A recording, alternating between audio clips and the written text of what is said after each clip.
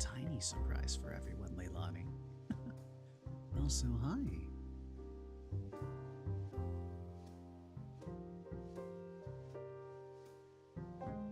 Oh well, too late now.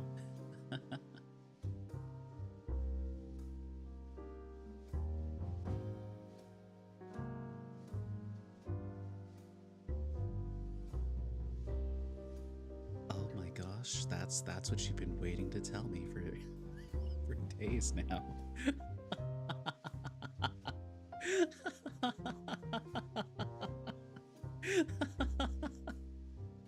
Oh, amazing. No, it's fine, Leilani.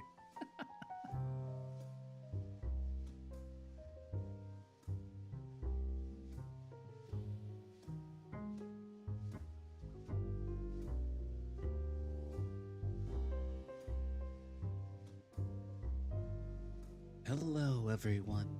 Hi, Leilani. Hi, Vi. And hello to anyone else coming in now. Happy Valentine's Day.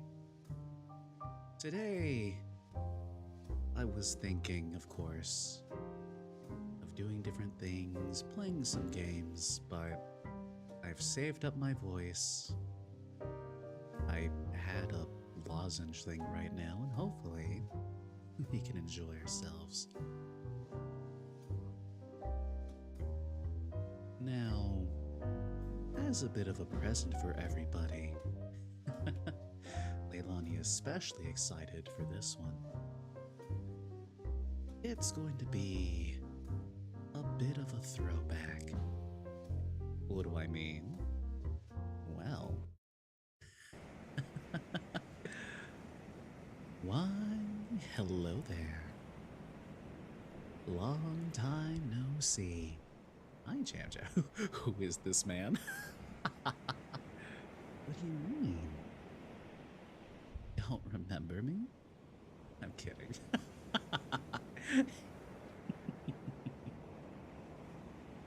Hi, everybody. You've never seen this man in your life? Hello, welcome to the original Cassian Radley model. A nice, lovely suit. Just to take you down here to the beach. Gonna make you I mean, Vi, that's for later. Hey. But yeah, before we go on to like reading and stuff and maybe some tingly things later, I wanted to hang out for a bit, which is why we're on the beach. Just, you know, sun setting. Jam. The waves crashing against the sands and the rocks. What those toggles do, they mess with my face. There's nothing else toggleable on these. Oh my gosh. But yeah, how's everyone doing today? How's your days been today? Today. Those hips don't lie.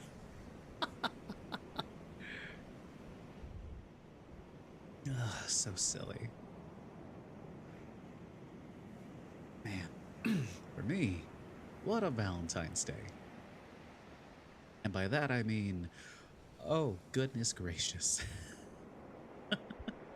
It's been a wild ride today. Not a good way.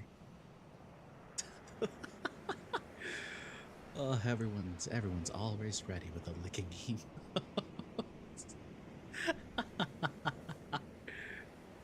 Ugh, this is my life. Hi, everybody. But it's funny, because there will be progression tonight as this date of ours continues on, as we switch through different microphone modes, and then the super mic, as I tuck you all in, fill the night with positive affirmations, some nice, relaxing sounds. Now that's a huge compliment, Jam Jam. That one's big.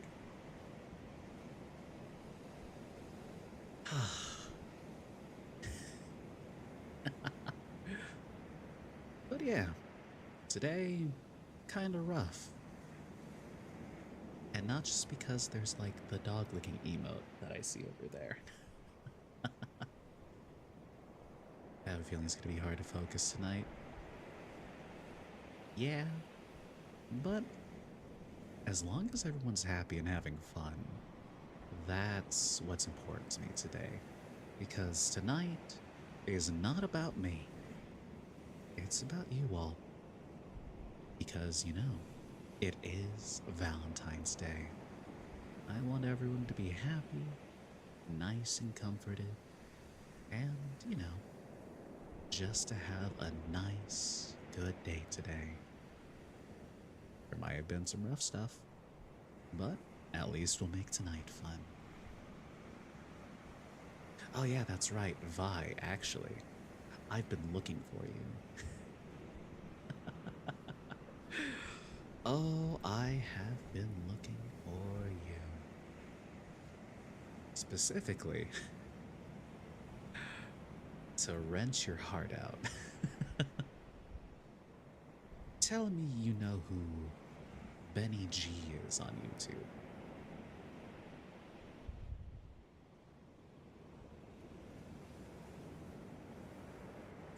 I'm in danger. You know who that is? Alright. This contains Final Fantasy XIV spoilers for everyone else. Herby? Oh, I'm gonna need you to watch this right now.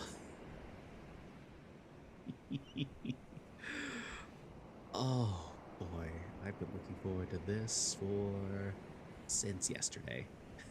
Please hold, you got it.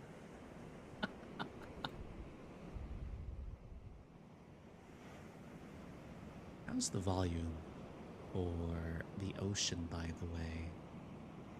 Is it nice? Is it relaxing? Yeah, this guy. Mm-hmm. Brand new.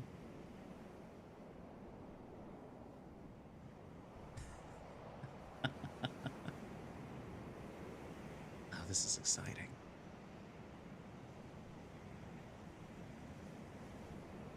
You know, it feels a little weird having my legs just sort of like, the fact that you can see them. I feel like I'm just gonna a little closer. There we go. That's better.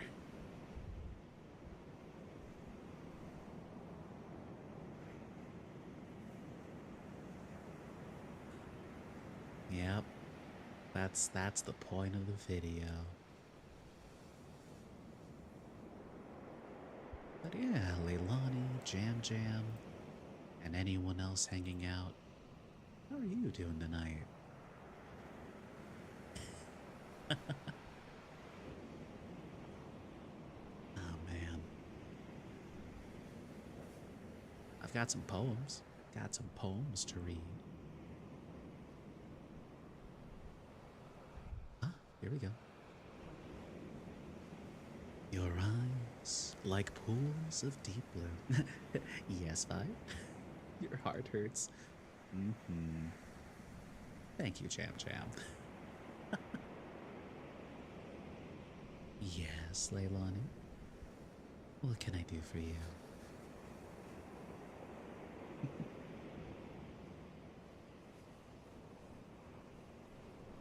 Oh, the flowers. That's lovely.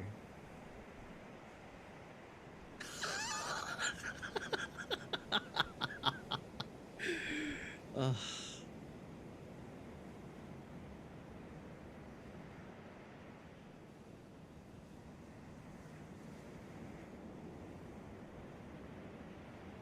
Fine, fine.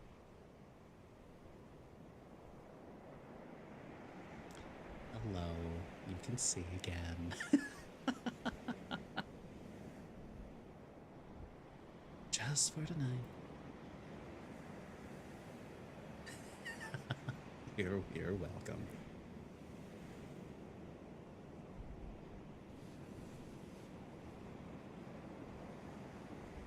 Oh, man.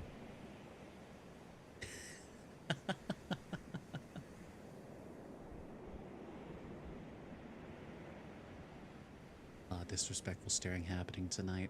Tis the season, honestly, let's be real. Like a rose, you bloom and grow, your beauty a wonder to behold. My heart forever yours to keep, as we journey through life, step by step. Hooray! That's a fun one.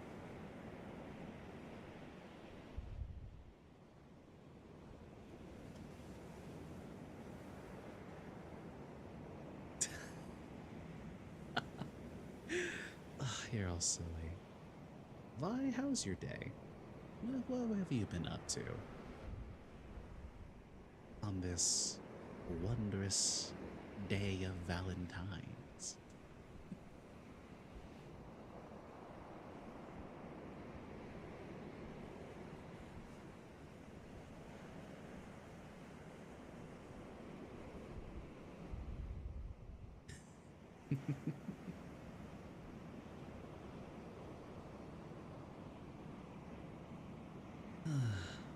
But yeah, today was a day. Today was certainly a day for me. Goodness gracious. Ah, it's also been a day for you. You went to work and now you're trying to make a set of press-on nails. Ooh, that's cool.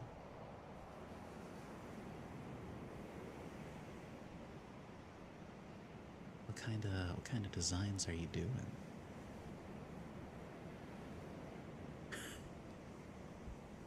Hi, Wampus. Long time no see, right? Vampire-themed red and black nails? That's awesome.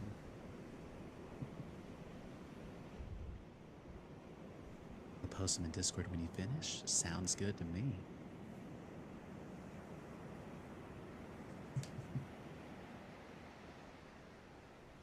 Your love is like a summer breeze, filling me with joy and ease.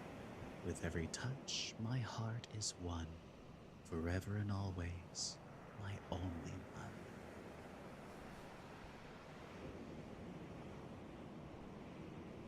Your eyes are like windows to your soul, a glimpse into a love that's true, a love that makes me whole. With you, my heart's complete, filled with love that's pure and sweet.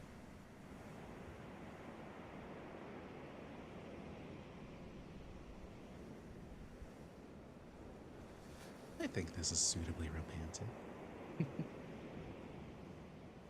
The sun setting, love poems into your ear.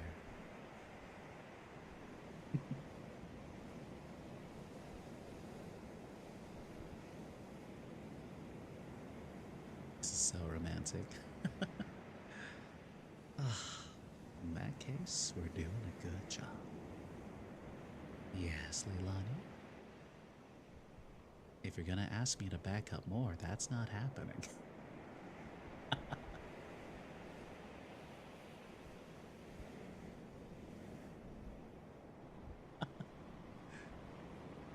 Yes. I'm wearing shoes, sandals, or bare feet. Well, we are on the beach, and I imagine in a setting like this, I'm wearing a nice-ish suit. You're probably wearing a lovely summer dress as the breeze flows on by. That, like any good host, I have the pant legs sort of rolled up a bit, and I'm barefoot, enjoying the wriggling feeling of the sand on my feet. The water flowing over, sort of sinking me into the ground a bit. And that's how you know that I'm not going anywhere. Oh my gosh.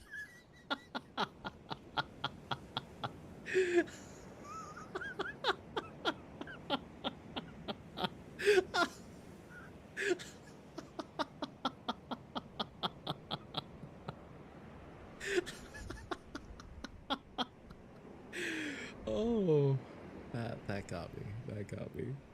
He's got the grippers.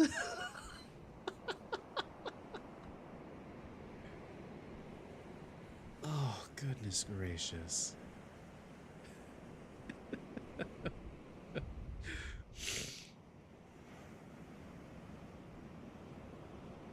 Oh, that's so funny. For that, you guys have earned another love poem. My heart melts.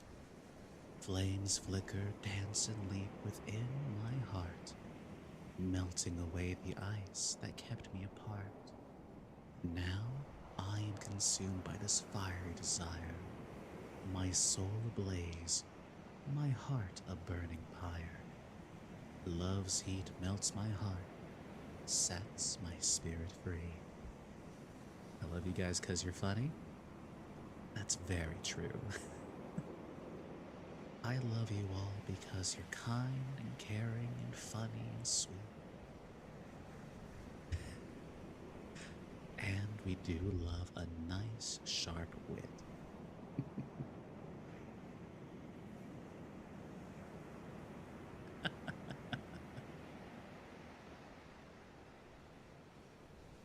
How silly.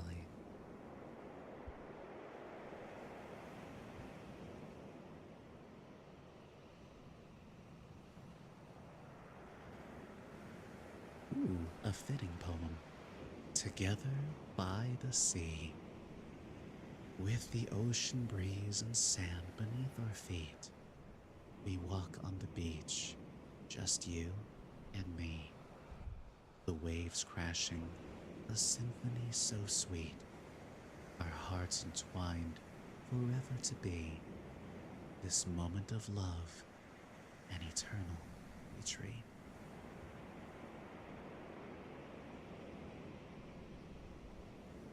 Very fitting.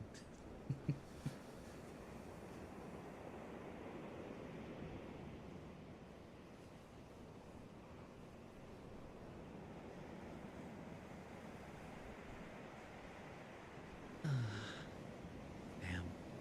Honestly,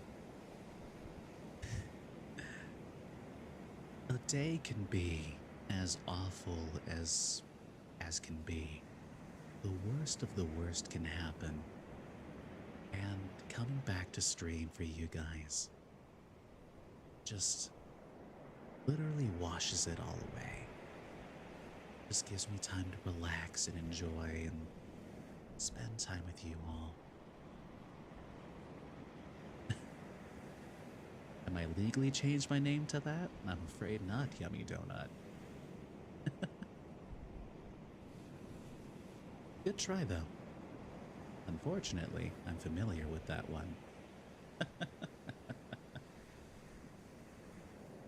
How silly.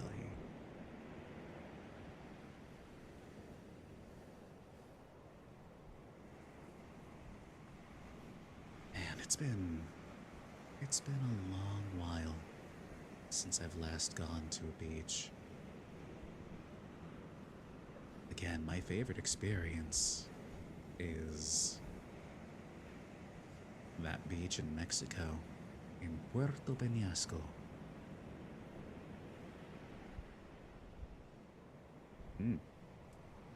Alright, that's gonna be an absolute murder. Wampus? Kill.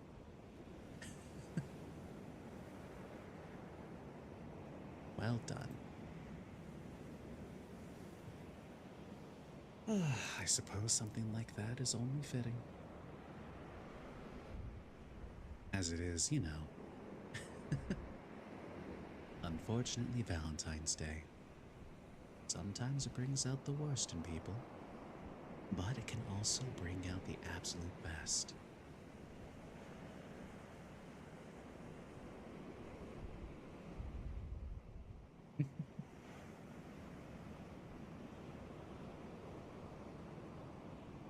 Kate the hopeless romantic is here. Kate, I'm glad you are.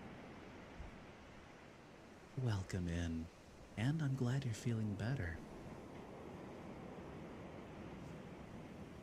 Especially after, you know, the surgery. Surgeries are scary. Glad I haven't had any in a long while. Ah, Kate, you know, now that you're here, let's give you a nice poem, shall we? Perfect, chilling in bed as you should. An eternal embrace. In my dreams you visit me, a vision of love so real to see. You come to me in the night, a radiant star shining bright. As we dance in the moonlight, our love's flame burns with delight. Your touch, your kiss, a blissful sensation. A dreamlike world, our own creation. In the morning light, you fade away, but your memory lingers throughout the day. In my heart, you hold a special place as my dream lover, my eternal embrace. That one's for you, Kate.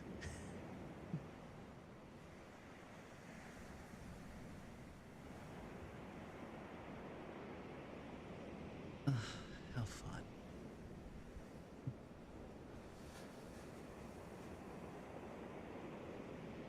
Oh, man.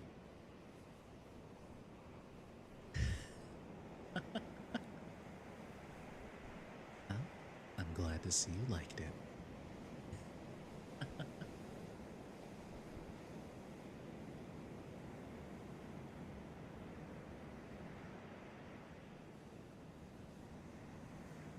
You are the verse to my heart's song, the harmony that makes my soul belong. Your love is the rhythm that makes me dance. Together, our love creates a magical romance.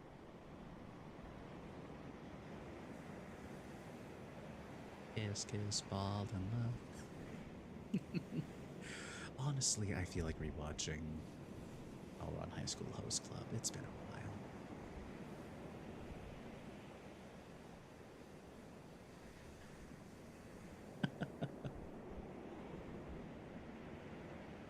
Let's see. Why is it that my heart still skips a beat every time I feel your touch? How is it that someone so wonderful lets me love them oh so very much? And end up taking Tamaki's spot as Prince. King, reigning over the host club.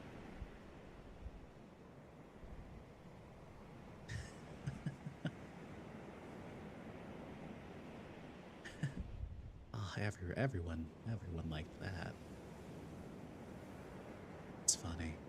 I originally did have plans to make a sort of host club thing in VR chat. Never came to fruition, but it was fun to think about and brainstorm. Because maybe you're my love.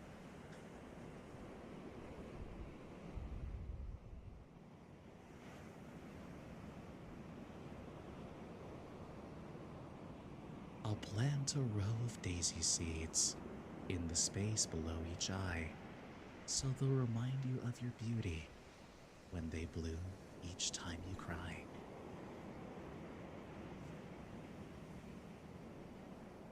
Now that one's sweet.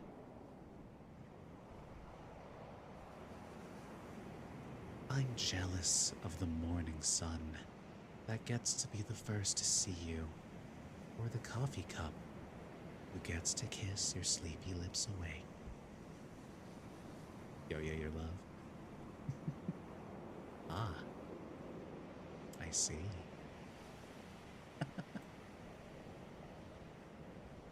Oh, I see the pin tweaking coming rivers out. Emotional damage.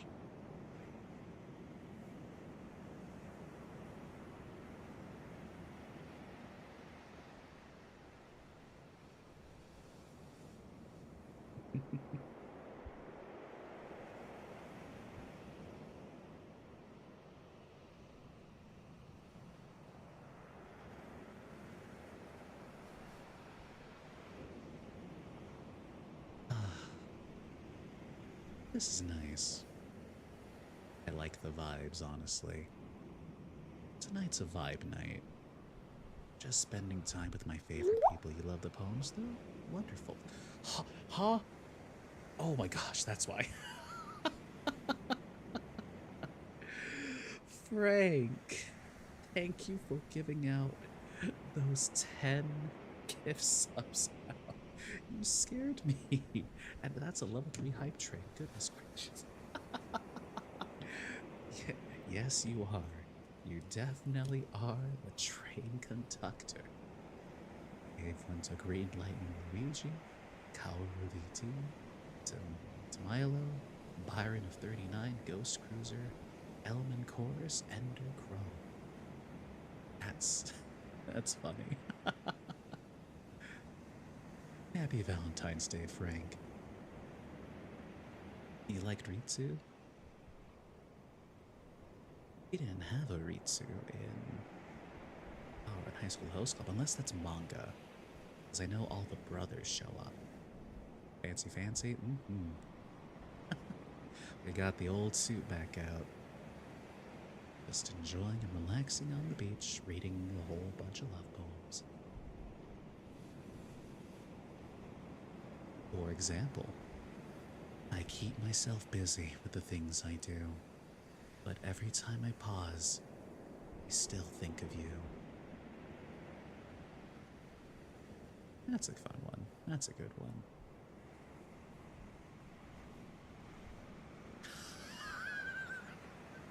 I swear I'm gonna zoom back in. The red-haired guy who was in like 2 or 3 episodes. Do you mean the one who was there when they went to the countryside and was a childhood friend of Haruhi? Is it someone else? Again, I'll just have to rewatch the show. Thank you for resubscribing by zooming your cans in this. No! Shake those hips disrespectfully.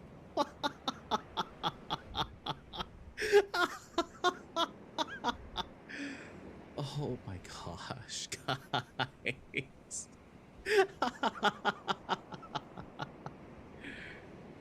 Oh. This is somebody's ASMR.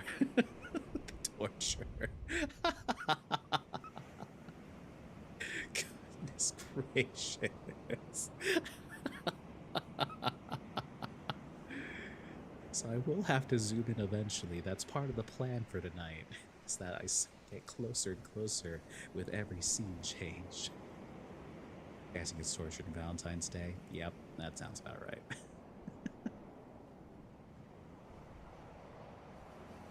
First work, now here. Me going on about how happy I am to be here. And now, the train conductor has arrived. Keep torturing Cassie. Oh, goodness gracious. Might be so fine then, Frank Sinatra.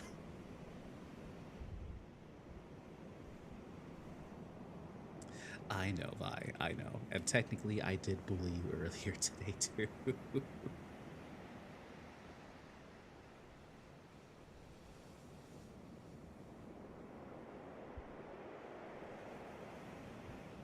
Twitter's first follower, it's your job to bully me.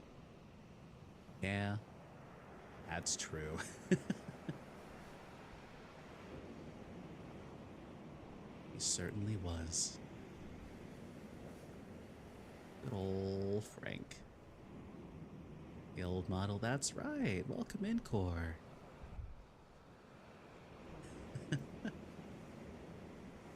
It's been so long, hasn't it? Mod gets bullied, then bully streamer. That is the way the world works.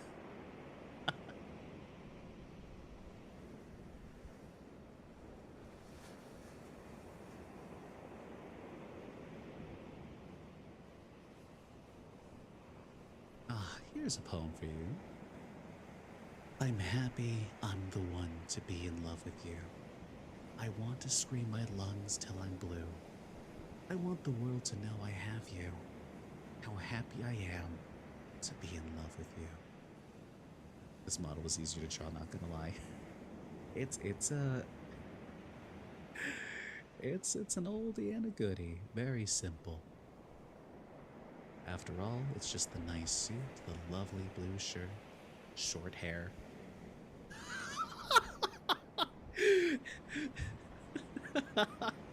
Everyone in chat because everyone's an artist. It was like, true. This one's easy. But I cause you pain. Oh no. Hey, that's good. That was a nice one. I agree, Leilani. I'm sorry. I promise I'll switch between these two more often. And then it will get worse when I get my own individual model. Da da da da da da.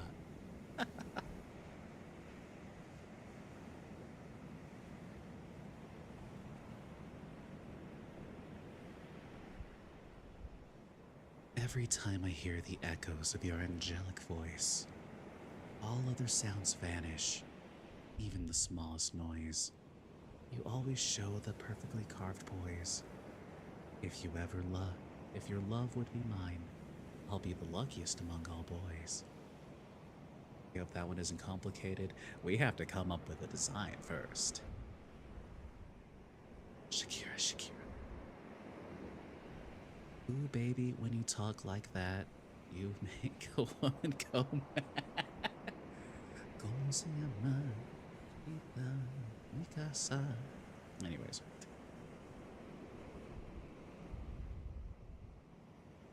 Don't sing it like that. Damn, level 4 hype train, though. Thank you very much, Frankenby. Goodness gracious.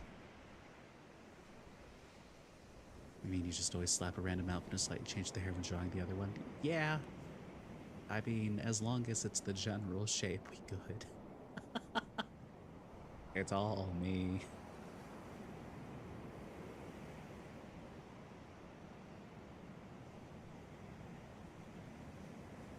Here's one. My days are incomplete without you, sweetheart. Nights are painful because, with you, I never want to part.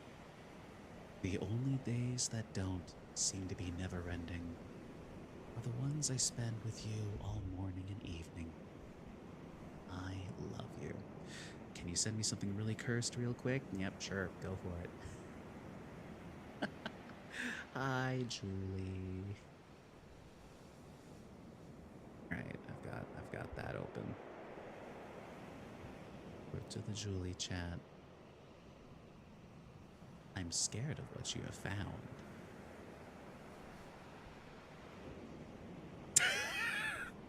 I just want to mash your potatoes for Valentine's Day. Thanks, Colonel.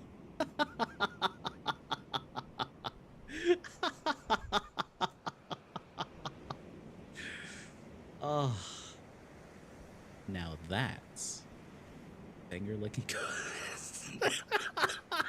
Oh no, I need water.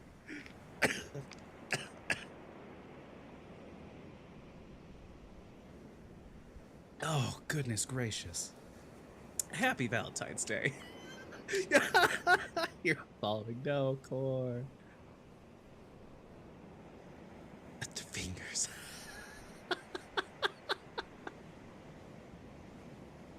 Oh, I have to admit that was good though. Thank you, Julie.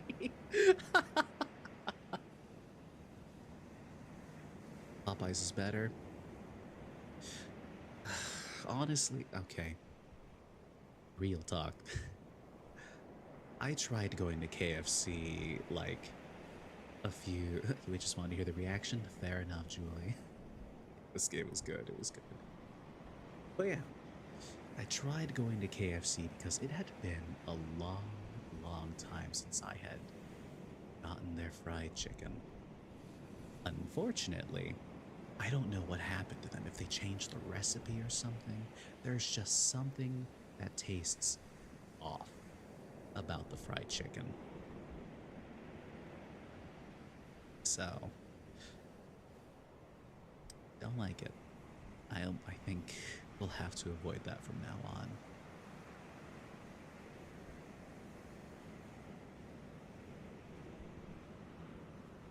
Here's a good one.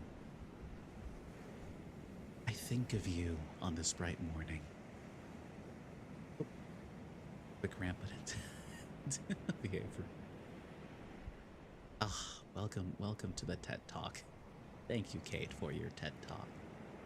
Maybe they were rubber chicken? I mean, it chewed all right.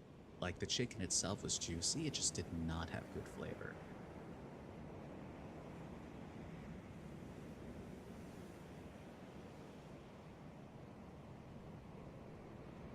Let's see, are there any poems? Oh, that's it. That's it for this page. Probably old oil. Yeah, that makes sense. Yeah, a lot of food has changed from back in the day. I look back towards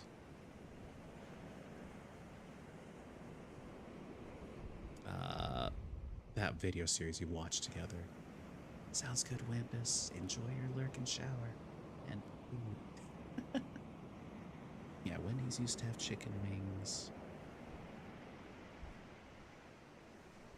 And let's see, the old fried apple pies from McDonald's. Those were the best. You can only get them in 2 locations now. The original McDonald's that's left standing in Downey, California, and in Hawaii. There's the empanadas from Taco Bell.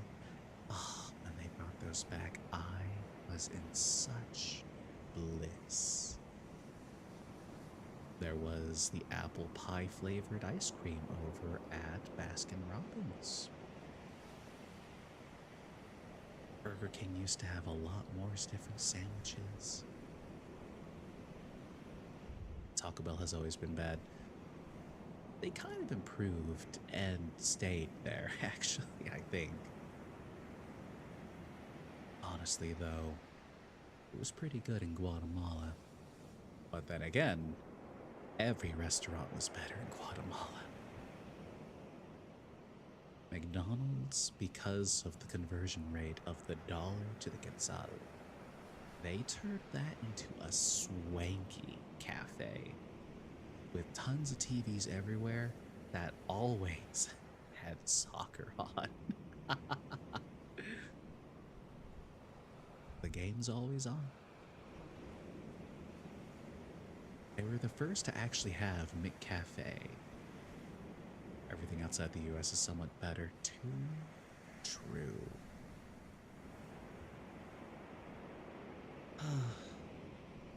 Alas. So driven by profits here.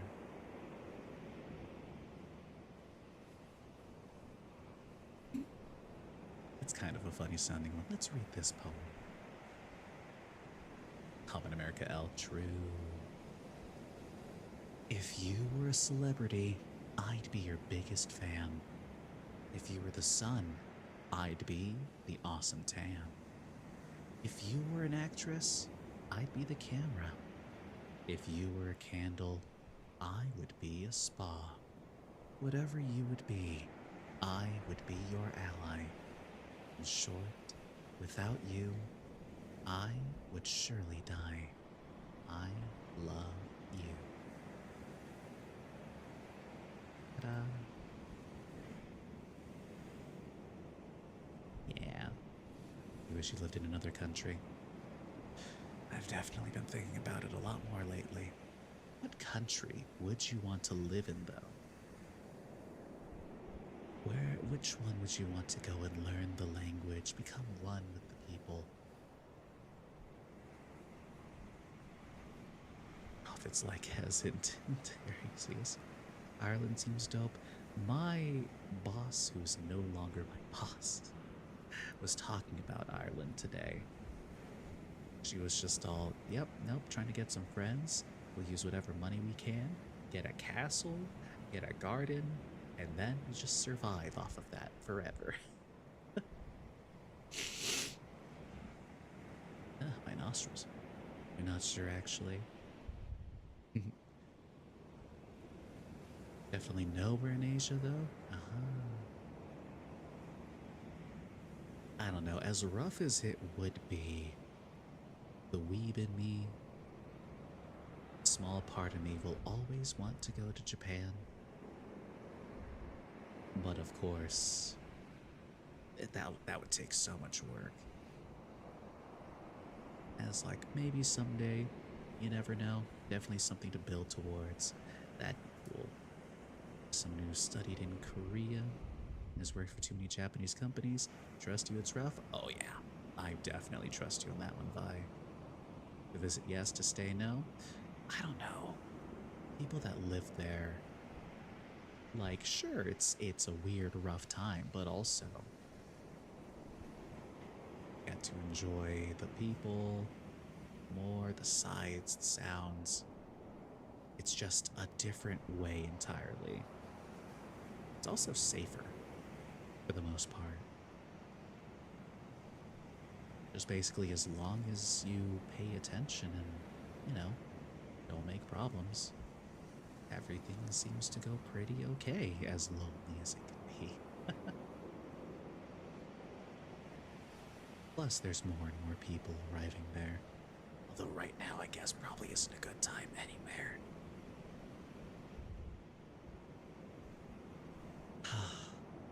Alas, Europe would be interesting. You had an old man throw your groceries at you in line at checkout? That's weird. Cashier had to tell him to stop. That's weird.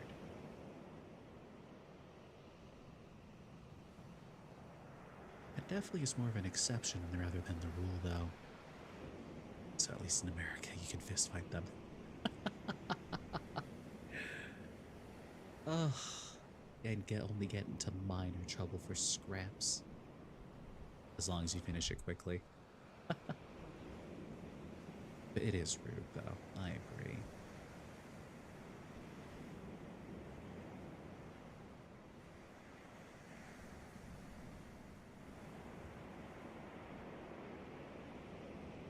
Why do we have to talk about it, Core? Why do we have to bring up the... Hi, Soleil. Good to see you. Convenient distraction. Hi. Happy Valentine's Day. Welcome in.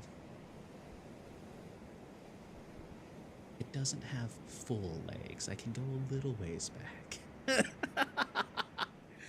But don't change the subject. Oh.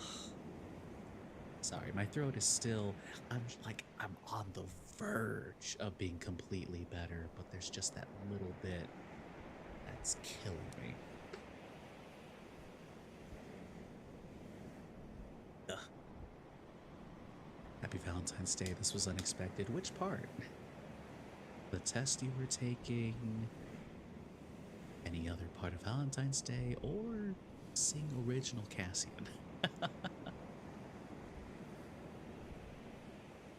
So many details, so many things. I'm getting there though. Oh yeah, for sure. Like, my voice is no longer hitting power save mode, which is always good.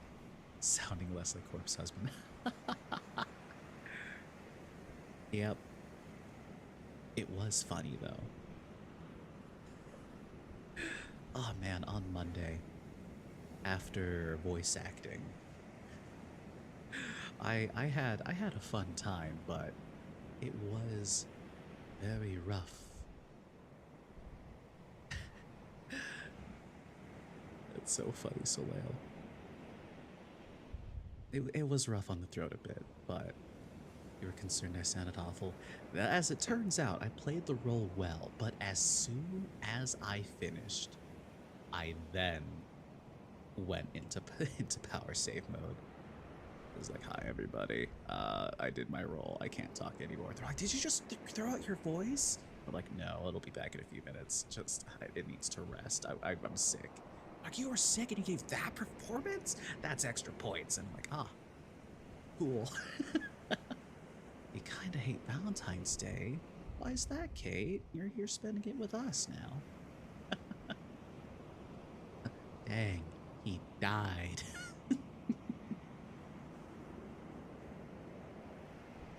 As I'm good. You'll be back? Sounds good, Soleil. Oh, that's right. I forgot. Leilani, aka Lilac, will call me Hot Cass when I have my voice like that. But it's just stupid deep.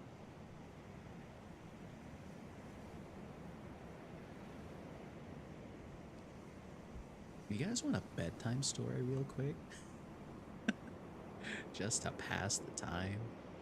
Podcast more like Deadcast? For some people, it can be both.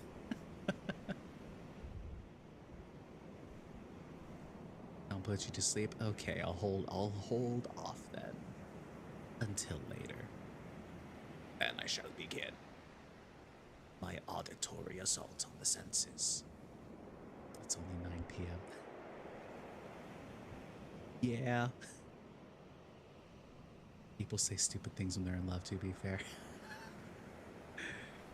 You know, that's true. Most years you're lonely. I have a poem that I found called The Thing About Love by Alpha Holden. The thing is, love will break you. That is a guarantee. Yet at the same time, it is the only thing that can put you back together. Good poem. Also, Ujan, happy Valentine's Day. Thanks for resubbing. How have you been? How's your Valentine's Day going? Because I know now it's gonna be good.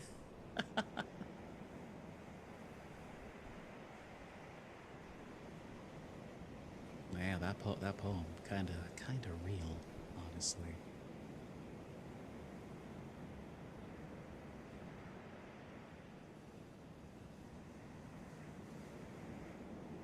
Through the Sun by Roan Stone.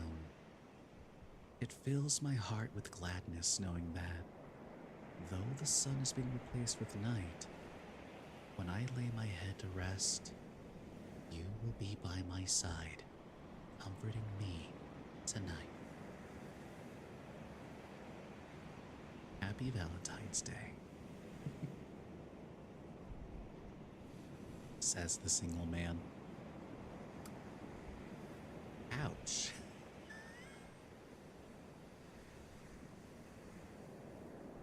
I mean, listen, is it true? Yes.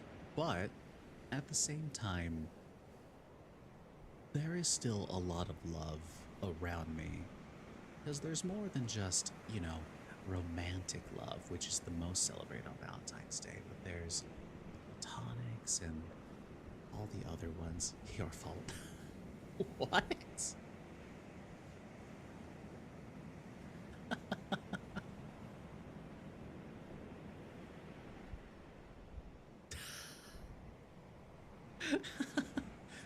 Hot damn. Your mom, sister, and you were watching some horror movies, but they got notified by the streams. Oh, I kidnapped you from horror movies on Valentine's Day. That's kind of awesome, actually. That's kind of sick. I'd be down with that. Singles club, yeah. Single. And I'm definitely ready to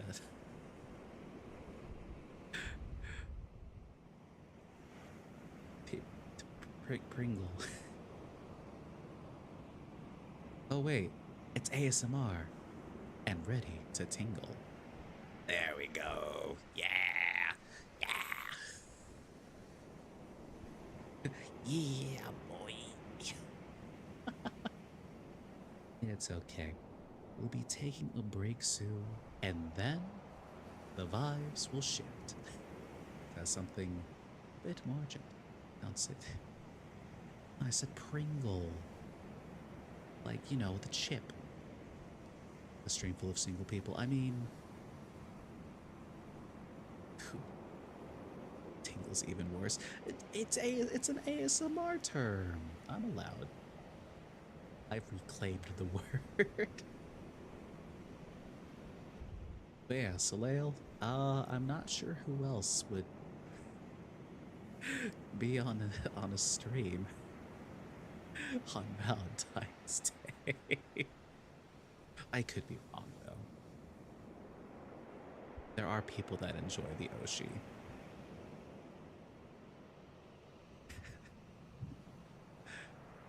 Oh, how silly. Tingle's funny.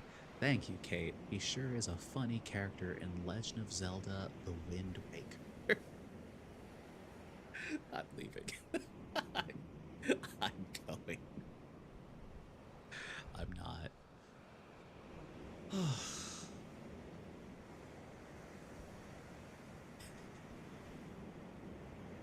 There'll be more construction after once we hit the hour mark.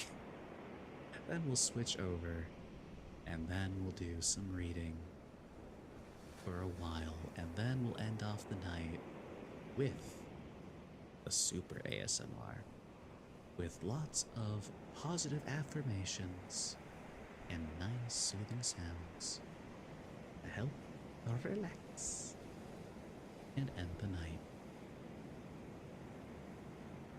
That's the plan anyways. Hopefully you will enjoy. The ocean is pretty calming. I agree. I was saying earlier, I miss going to the ocean. It is very relaxing. Just watching the waves. I love taking pictures too. Get me a scene like this. Sunset hitting the ocean. Oh, now that is good stuff. Also tell me, have you guys eaten today?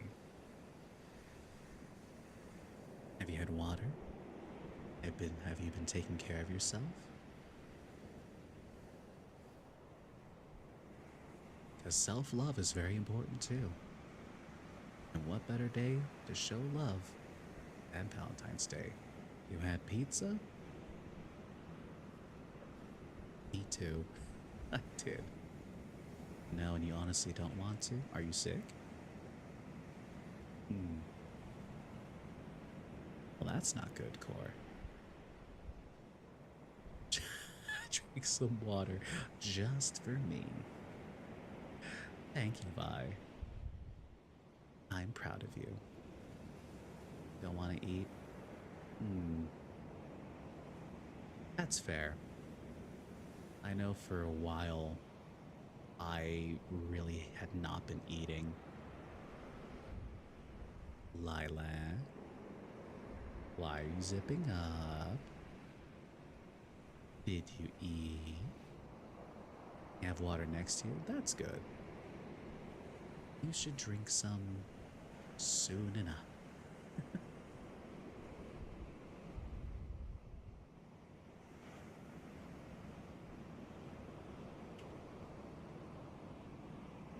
You don't have to right now, but, you know, later.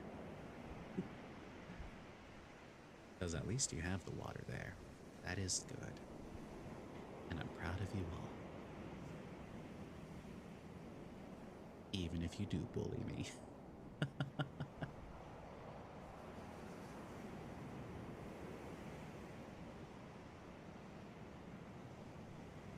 No comment. Lilac. But you will sue.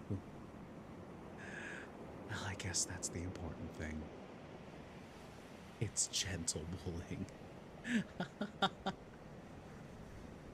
Just makes me scared for when we start to play games.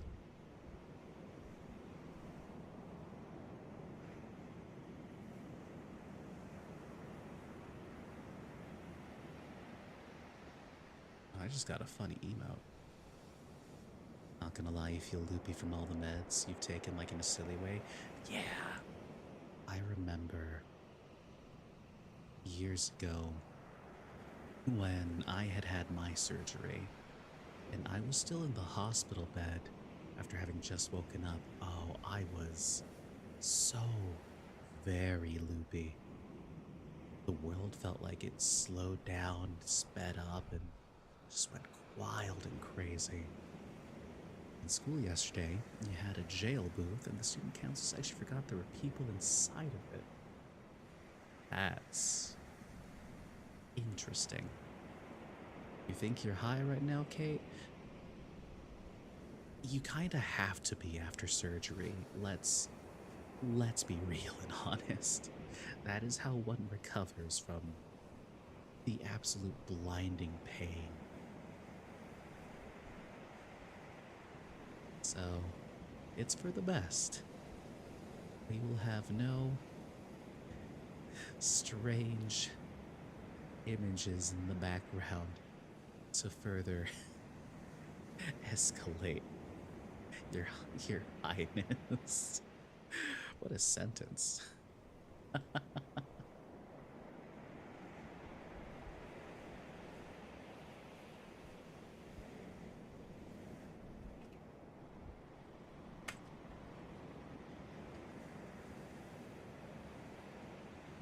Too giggly. That's very fair. All right, everyone. We're just about at that time. So, I'm going to hit BRB and get us ready for the next scene. Now's a good time to drink some water, get up, and I'll be here in a few minutes. Right back.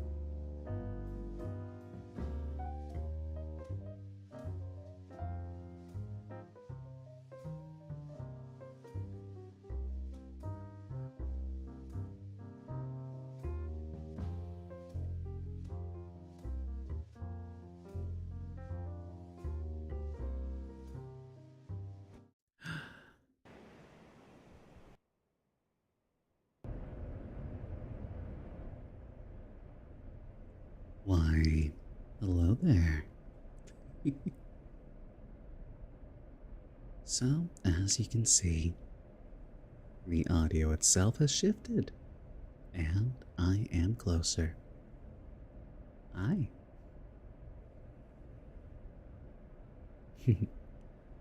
Hopefully, you all enjoyed the little break. And I should probably not use the lozenge while on stream.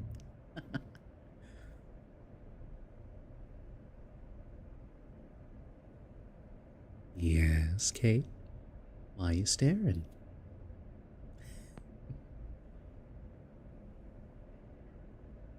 Much louder. I can turn it down a little. It's funny because the volume might be louder, but I'm talking much softer. High definition Cass. Change shirts.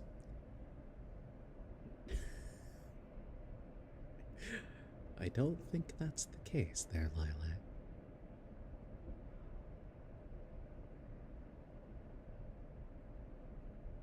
Man, I gotta say, it's been kinda rough lately because everyone's been getting so sick.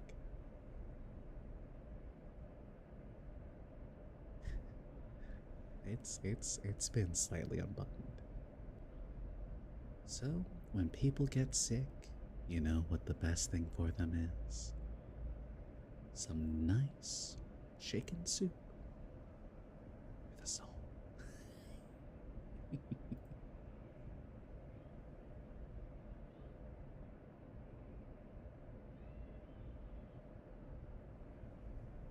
Soda on the side, that's true. A nice, good ginger ale. We actually bought some ginger ale too. Kate says ew. Kate, I think you're too high to appreciate the goodness that the soup and the soda brings. Not together at the same time, of course. One does not need carbonated chicken soup. That's disgusting. Here, how about we change this weird, strange subject with a nice story from this book? Chicken soup is nasty? Depends. Depends on how you get it. Unless homemade. There we go. I hear ginger ale was getting sued because the ginger was fake. I did not, but I'm not surprised.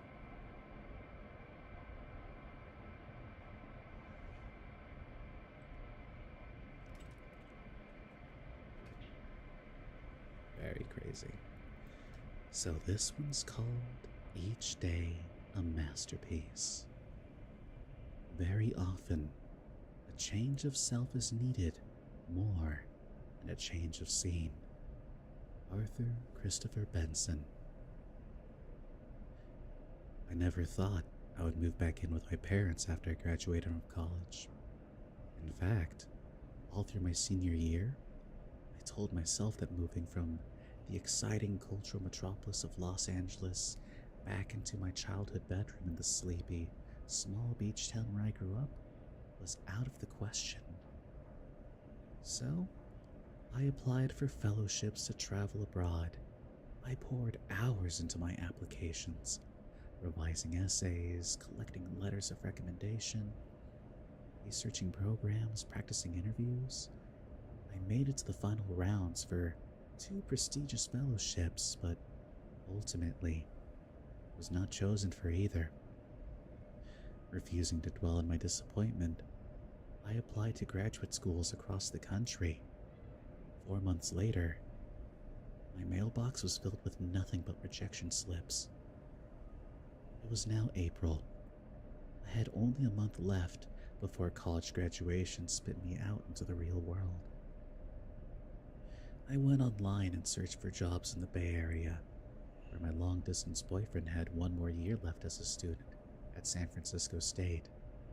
I figured I could get a job up there, live close to him, and enjoy the creative stimulus of the new city. Then, weeks after graduation, my boyfriend and I broke up. My college friends scattered all to all corners of the globe. I packed my belongings into my parents' minivan and moved back home, feeling like a complete failure. Don't get me wrong, I adore my parents and I understood how generous it was of them to let me move back home and take some time to find my post-grad bearings. When I left for college, they probably shared the same belief I did, that I was moving out for good. But instead of being grateful, all I could focus on was how I felt like a loser. I had a fancy college degree, yet here I was, back where I had started 4 years before. I was sad about the breakup with my boyfriend. I missed my college friends. I felt like everyone but me was out in the world doing exhilarating, impactful things. After a few days of wallowing, I came across a popular quote: "Make each day your masterpiece." I realized that I didn't have to be living out my own in an exciting new city to make my days masterpieces.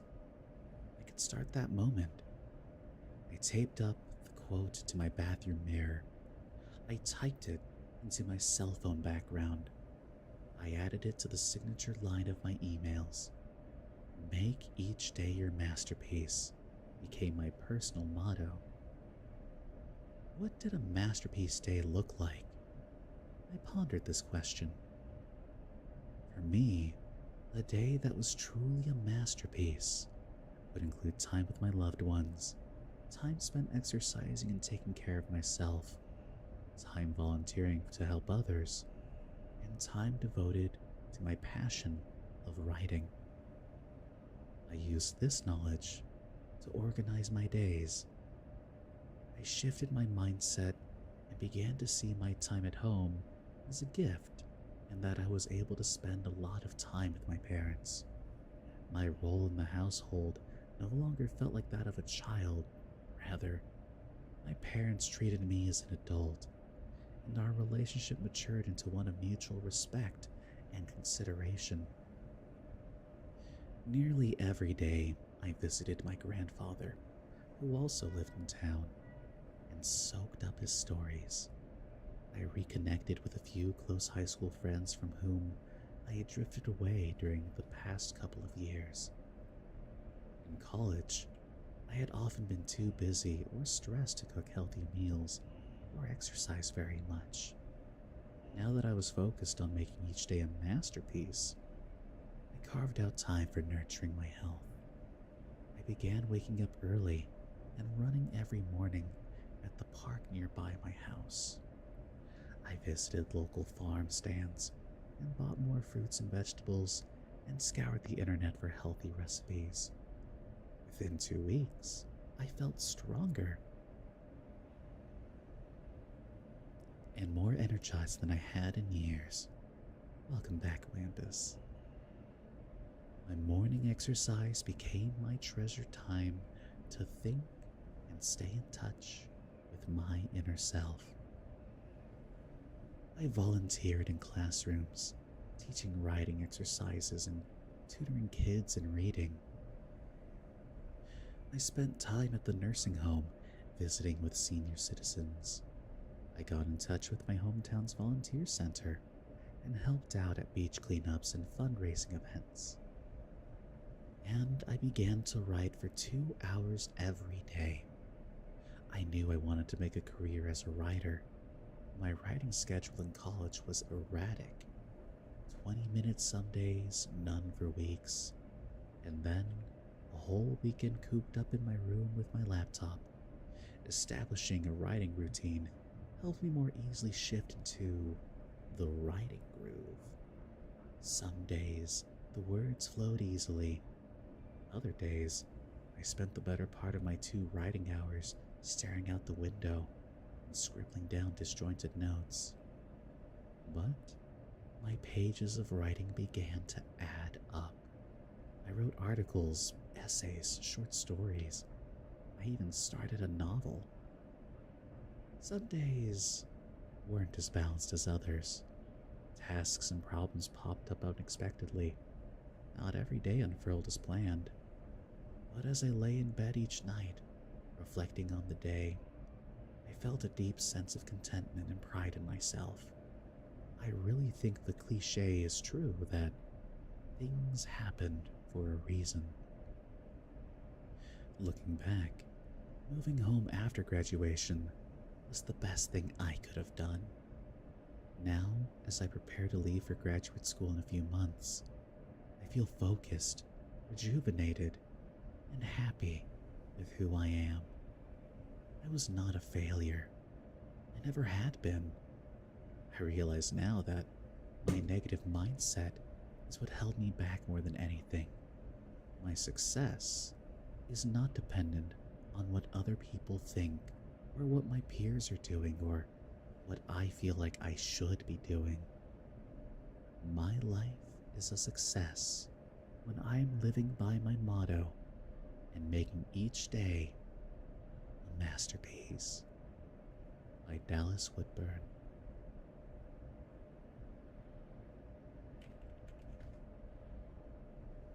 Honestly, the story kinda hits.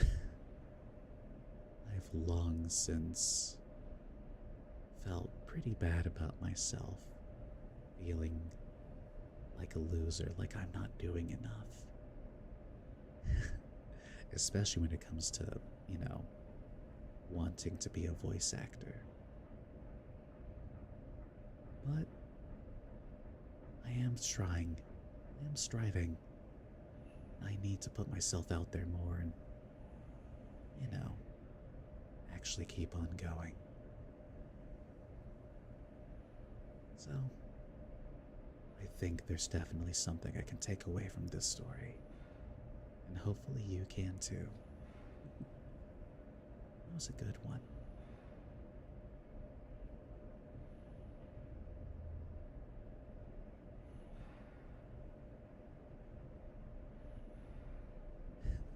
Thank you, Leilani. I'll do my best.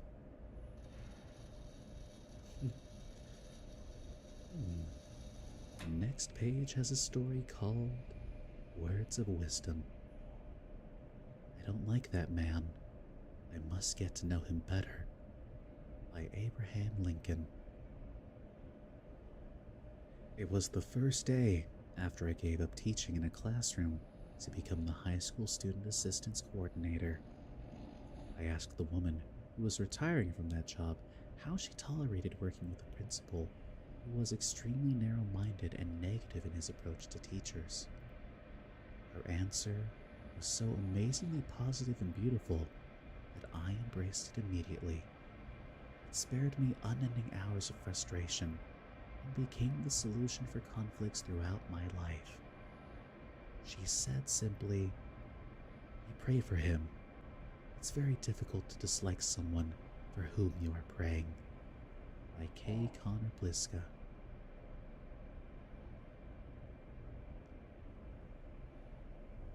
That's true. That's very, very true.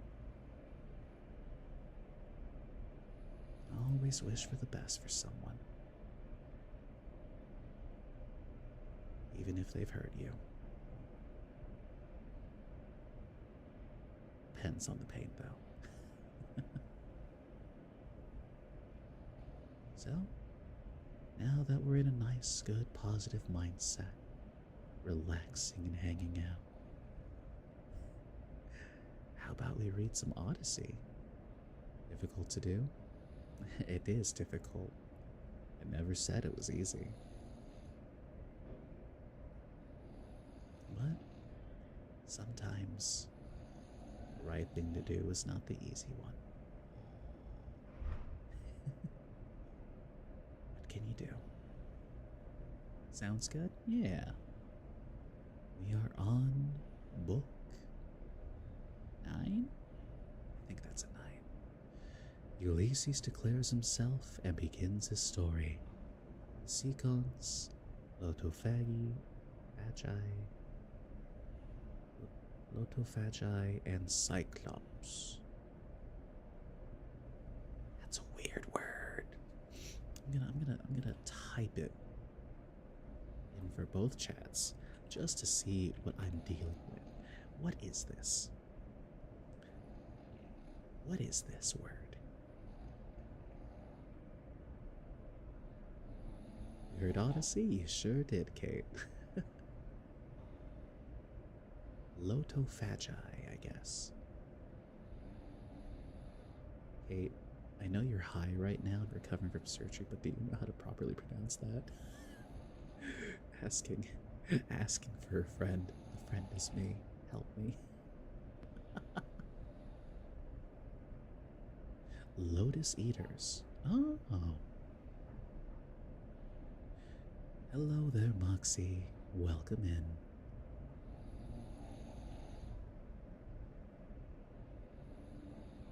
Let's see. So, the chapter begins saying, and Ulysses answered, King Alcino, it is a good thing to hear a bard with such a divine voice as this man has. There's people living on an island dominated by the lotus tree off the coastal Tunisia. Ah, that's cool.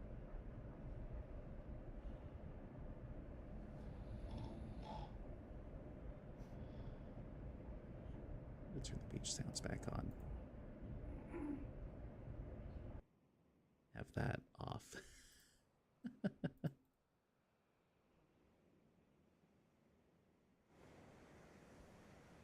Little lotus guys, that's cute. We like little lotus guys.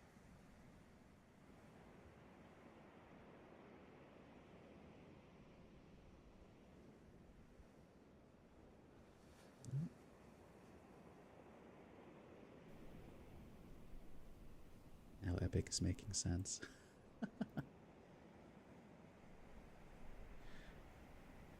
So, alright, let's begin again.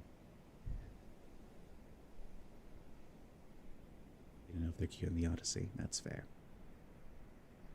King Alcino, it is a good thing to hear a bard with such divine voice as this man has. There is nothing better or more delightful than when a whole people make merry together, with the guests sitting orderly to listen, while the table is loaded with bread and meats, and the cupbearer draws wine and fills his cup for every man. This is indeed as fair a sight as man can see. Now, however, since you are inclined to ask the story of my sorrows and rekindle my own sad memories in respect to them, I do not know how to begin, nor yet how to continue and conclude my tale, for the hand of heaven has been laid heavily upon me. Firstly, I will tell you my name, that you too may know it, and one day, if I outlive this time of sorrow, may become my guests, though I live so far away from all of you. I am Ulysses, son of Laertes, renowned among mankind for all manner of subtlety, so that my fame ascends to heaven. You're isekaiing it.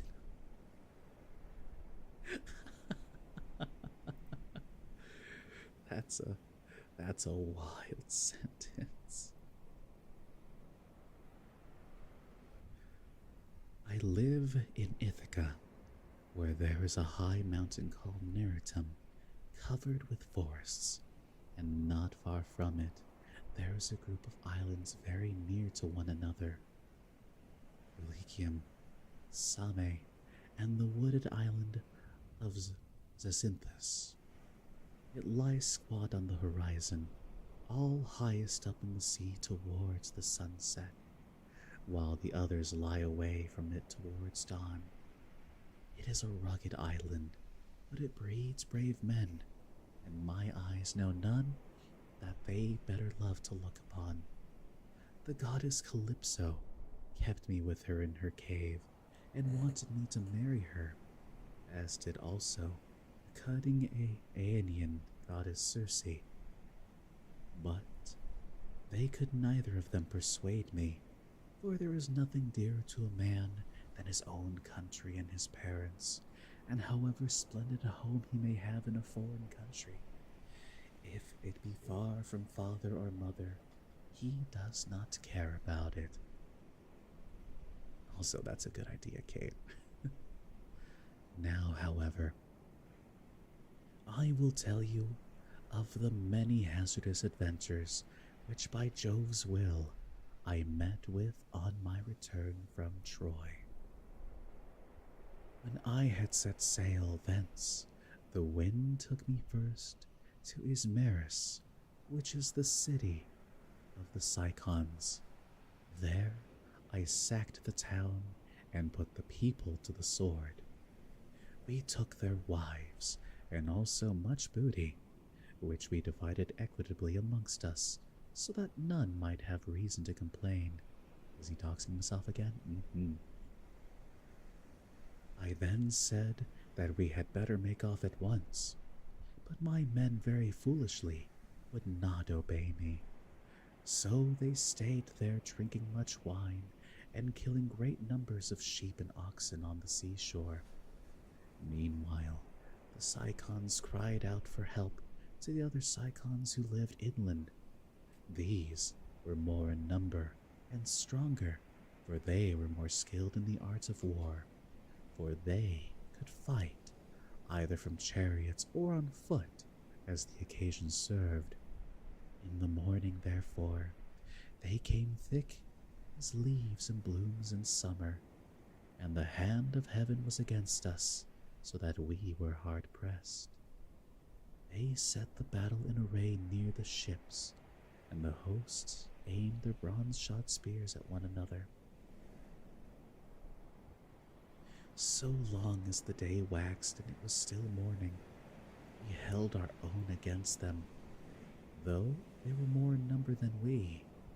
But as the sun went down, towards the time when men loose their oxen, the Cicons got the better of us, and we lost half a dozen men from every ship we had, so we got away with those that were left. Thence we found a VR world that has a Hello Kitty popcorn machine. That's awesome. That's very funny. Just realized we were with the Cyclops. That is in fact the chapter name as well.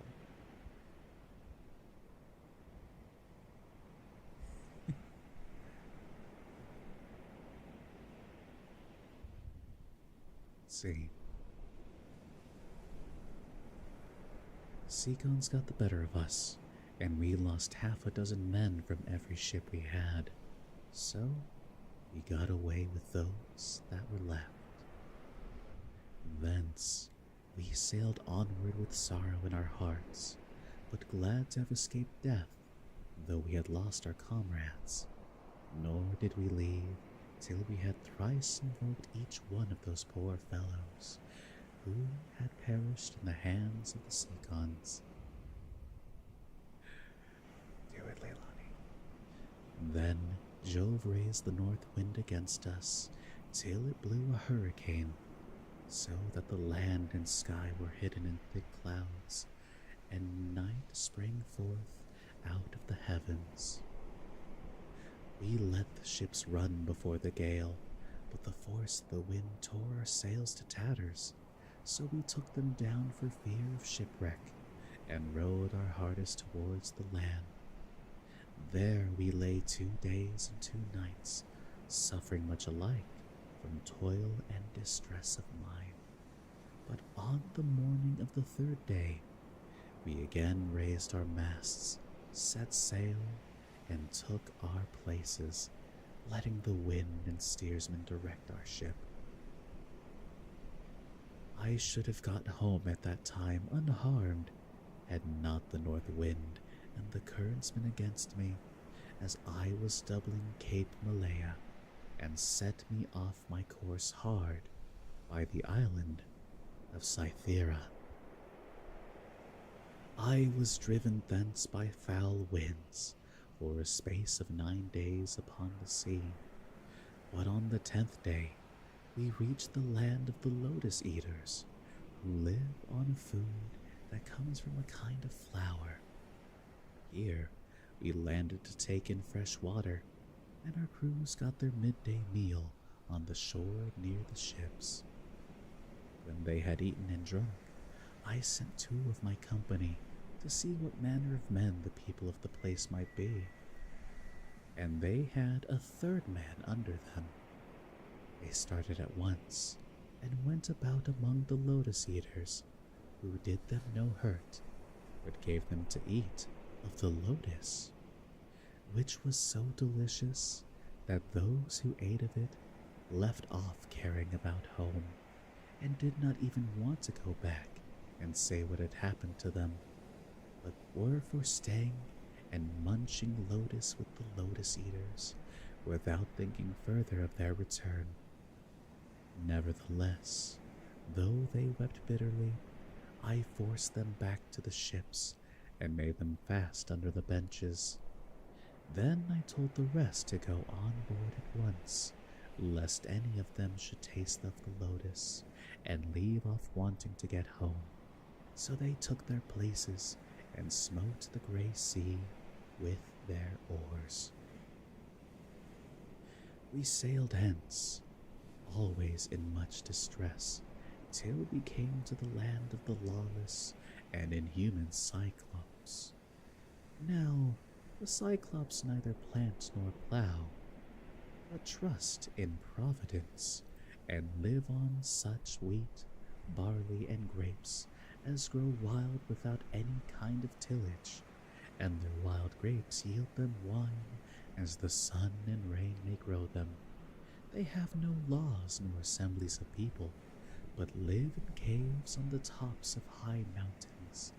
Each is lord and master in his family, and they take no account of their neighbors. Now, off their harbor, there lies a wooded and fertile island, not quite close to the land of the Cyclops, but still not far.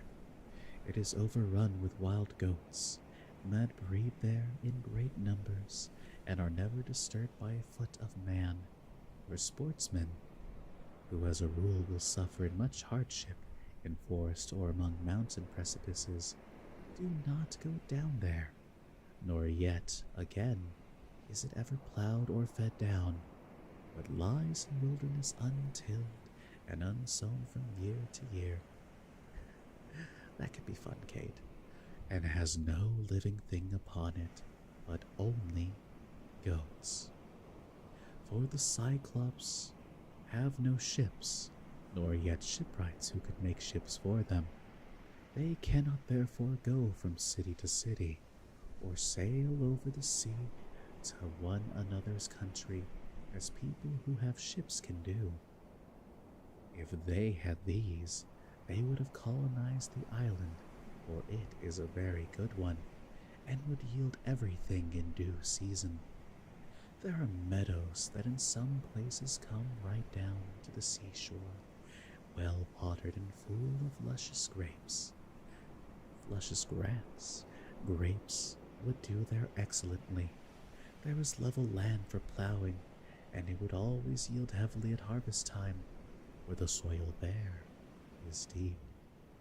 There is a good harbor, where no cables are wanted, nor yet anchors, nor need a ship be moored, but all one has to do is beach one's vessel and stay there till the wind becomes fair for putting out to sea again.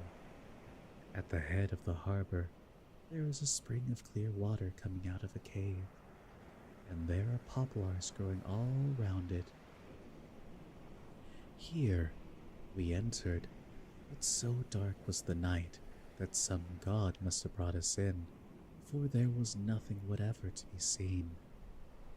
thick mist hung all round our ships. The moon was hidden behind a mass of clouds, so that no one could have seen the island if he had looked for it. Also, speaking of mist, it's kind of funny, but I kind of already want to play Silent Hill 2 again. The vibe of just being lost there is kind of growing on me. Nor were there any breakers to tell us we were close and shore before we found ourselves upon the land itself. When, however, we had beached the ships, we took down the sails, went ashore, and camped upon the beach till daybreak. When the child of morning, rosy-fingered dawn appeared, we admired the island and wandered all over it, while the nymphs Jove's daughters roused the wild goats that we might get some meat for our dinner. Silent Hill Redemption. On this we fetched our spears and bows and arrows from the ships, and dividing ourselves into 3 bands, began to shoot the goats. Heaven sent us excellent sport. I had 12 ships with me, and each ship got 9 goats, while my own ship had 10. Thus, through the livelong day, to the going down of the sun, we ate and drank our fill, and had plenty of wine left, for each one of us had taken many jars full when we sacked the city of the Cycons, and this had not yet run out. While we were feasting, we kept turning our eyes towards the land of the Cyclops, which was hard by, and saw the smoke of their stubble fires. We could almost fancy we heard their voices and the bleating of their sheep and goats. But when the sun went down and came on dark, we camped down upon the beach, and next morning I called a council.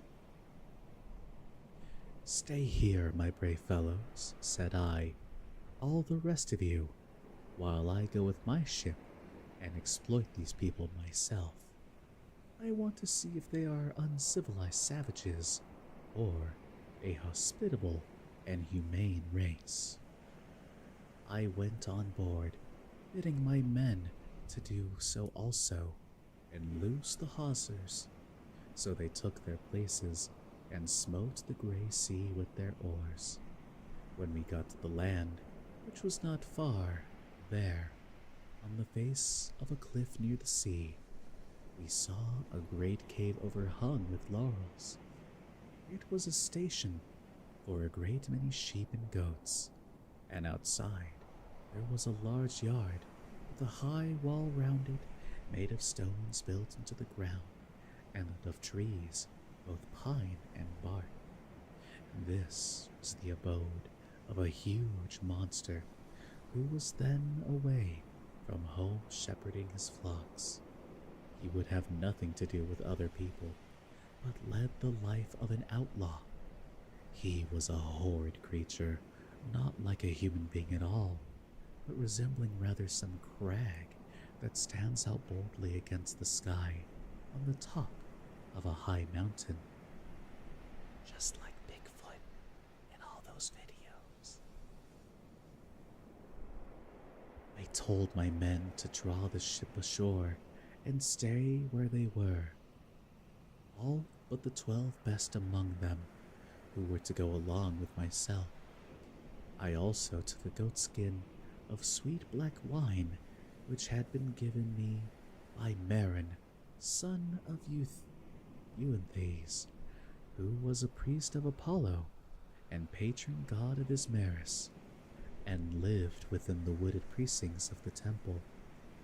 When we were sacking the city, we respected him and spared his life, as also his wife and child, so he made me some presents of great value: 7 talents of fine gold, and a bowl of silver, with 12 jars of sweet wine, unblended, and of the most exquisite flavor. Not a man nor maid in the house knew about it, but only himself, his wife, and 1 housekeeper. When he drank it, he mixed 20 parts of water to 1 of wine, yet the fragrance from the mixing bowl was so exquisite that it was impossible to refrain from drinking. I filled a large skin with this wine and took a wallet full of provisions with me, for my mind misgave me that I might have to deal with some savage who would be of great strength and would respect neither right nor law.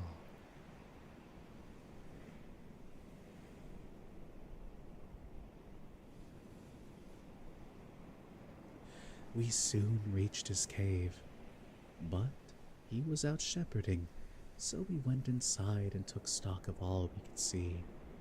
His cheese racks were loaded with cheeses. Hell yeah. And he had more lambs and kids than his pens could hold. They were kept in separate flocks. First there were the hoggets, then the oldest of the younger lambs, and lastly the very young ones, all kept apart from one another. As for his dairy, all the vessels, bowls, and milk pails into which he milked were swimming with whey. When they saw all this, my men begged me to let them first steal some cheeses, say, and make off with them to the ship. They would then return, drive down the lambs and kids, put them on board, and sail away with them. It would have been indeed better if we had done so, but I would not listen to them. Cheese Rex. I did not say that, but cheese is good. For I wanted to see the owner himself in the hope that he might give me a present. When, however, we saw him, my poor men found him ill to deal with. Enjoy your lurk core. And the profane Rose, thank you for following.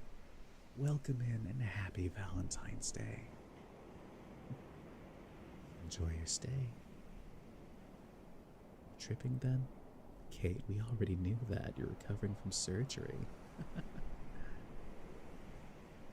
He lit a fire, offered some of the cheeses in sacrifice, ate others of them, and then sat waiting till the Cyclops should come in with his shape.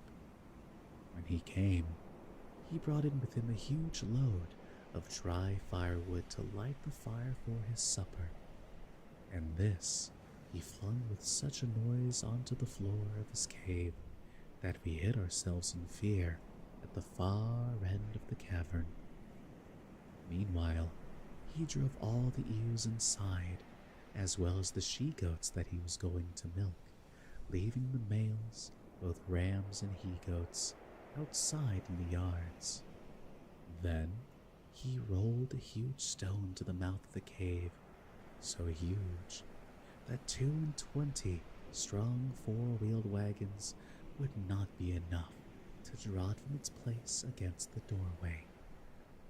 When he had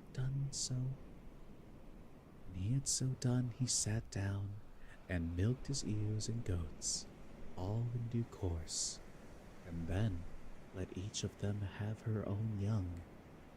He curdled half the milk and set it aside in wicker strainers, but the other half he poured into bowls that he might drink it for his supper.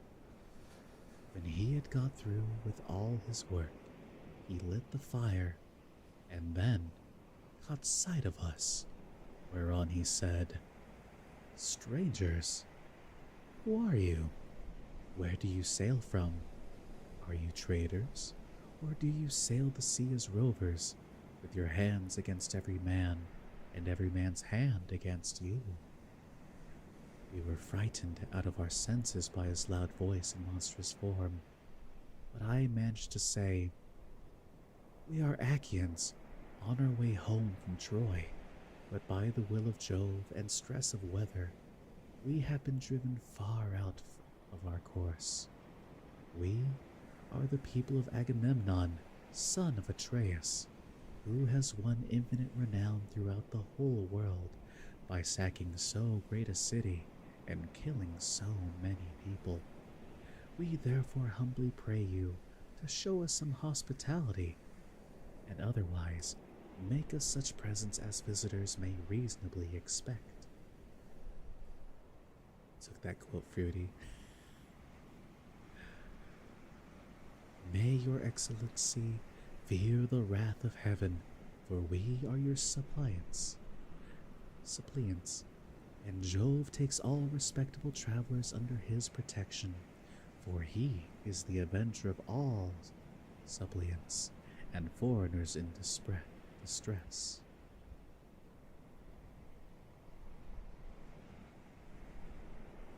To this he gave me but a pitiless answer. Stranger, said he, you are a fool, or else you know nothing of this country. Talk to me, indeed, about fearing the gods or shunning their anger. We Cyclops do not care about Jove or any of your blessed gods, for we are ever so much stronger than they. I shall not spare either yourself or your companions out of any regard for Jove, unless I am in humor for doing so. Now tell me where you made your ship fast when you came on shore. Was it round the point, or is she lying straight off the land? He said this to draw me out, but I was too cunning to be caught in that way. So I answered with a lie.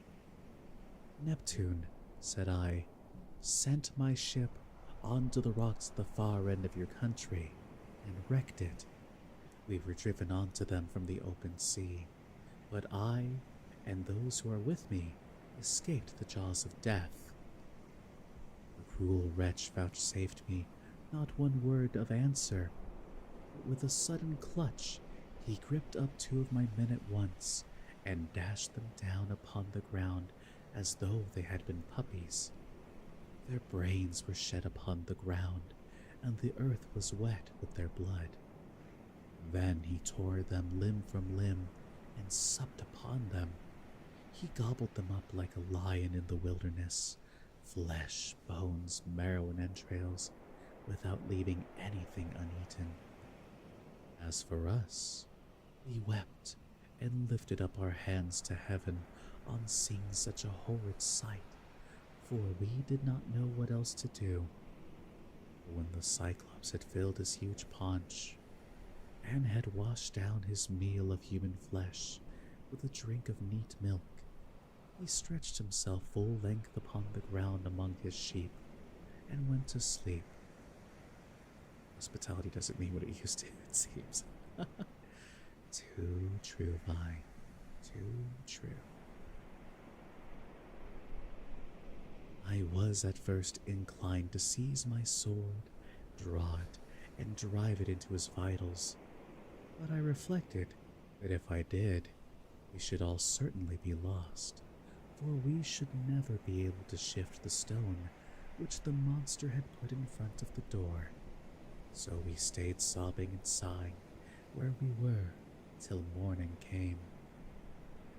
When the child of morning, rosy-fingered dawn, appeared, he again lit his fire, milked his goats and ewes, all quite rightly, and then let each of her have her own young one. As soon as he had got through with all his work, he clutched up two more of my men and began eating them for his morning's meal. Presently, with the utmost ease, he rolled the stone away from the door and drove out his sheep, but he at once put it back again, as easily as though he were merely clapping the lid onto a quiver full of arrows. As soon as he had done so, he shouted and cried, "Shoo, shoo," after his sheep to drive them on to the mountain. So I was left to scheme some way of taking my revenge and covering myself with glory. In the end, I deemed it would be the best plan to do as follows. The Cyclops had a great club which was lying near one of the sheep pens. It was of green olive wood, and he had cut it intending to use it for a staff as soon as it should be dry. It was so huge that we could only compare it to the mast of a 20-oared birched vessel of large burden. Good morning, Dark Map Stars. Welcome in.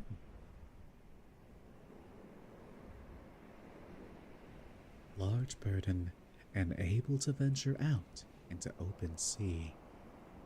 I went up to this club and cut off about 6 feet of it.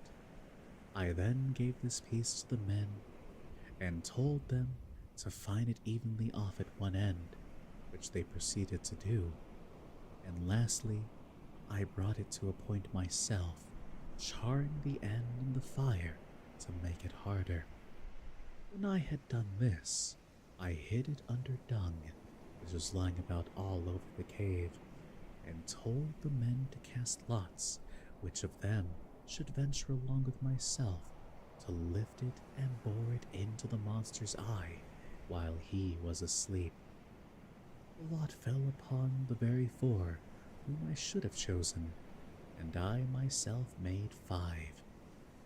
In the evening, the wretch came back from shepherding and drove his flocks into the cave, this time driving them all inside and not leaving any in the yards. I suppose some fancy must have taken him, or a god must have prompted him to do so. As soon as he had put the stone back to its place against the door, he sat down, milked his ewes and his goats all quite rightly, and then let each of her own young one. When he had got through with all his work, he gripped 2 more of my men and made his supper off them. So I went up to him with an ivy wood bowl of black wine in my hands. "Look here, Cyclops," said I, "you've been eating a great deal of man's flesh, so take this and drink some wine, that you may see what kind of liquor we had on board my ship." Leilani, thank you for subbing, for continuing your subscription on your own. Goodness gracious, thank you. It's so sweet of you.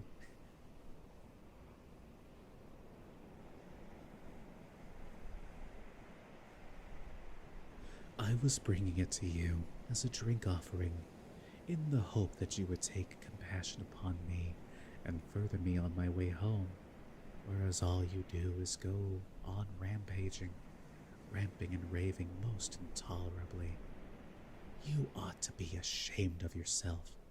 How can you expect people to come see you any more if you treat them in this way? He then took the cup and drank.